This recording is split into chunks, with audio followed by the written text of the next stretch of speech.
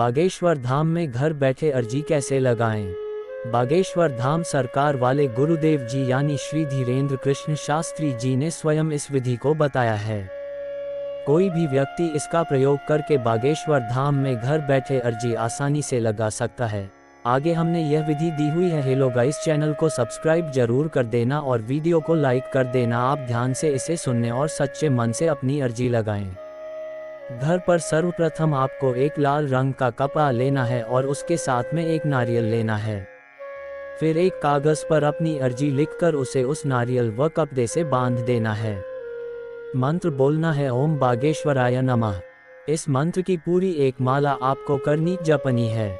जिस दिन से आप इसे बांधें, लहसुन प्याज छोड़ देनी है। नारियल को अपने पूजा मंदिर में रख लीजिएगा और यदि भविष्य आपको बागेश्वर धाम जाने का अवसर मिलता है तो वहां जाकर इस नारियल को बांध देवें और नहीं जा पाएं तो घर पर ही इसे बांधे रखें। इसके साथ ही घर में जो अर्जी बांधे उसे 4 दिन तक ब्रह्मचर्य का पालन करना होगा। यदि आप गृहस्थ हैं तो भी कैसे पता लगेगा अर्जी स्वीकार हुई या नहीं? अब बागेश्वर धाम की यह अर्जी बांधने के बाद से ही आपके मन में प्रश्न उठेगा कि कैसे पता लगेगा कि हमारी अर्जी स्वीकार हुई है या नहीं। तो इसका उपाय भी गुरुजी ने स्वयं बताया है, जो कि नीचे दिया गया है। अगर आपने सच्चे मन से अर्जी लगाई है और स्वीकार हो गई तो स्वप्न में लगातार 2 दिन तक बंदर दिखाई देंगे। केवल एक दिन बंदर दिखाई दे तो हो सकता है कि केवल आपको लगन लगी है, इस वजह से दिखाई दे रहे हैं। अर्जी स्वीकार होने के लिए कम से कम 2 दिन तक घर में किसी के स्वप्न में बंदर दिखाई देंगे। यदि अर्जी स्वीकार न हो तो क्या करें?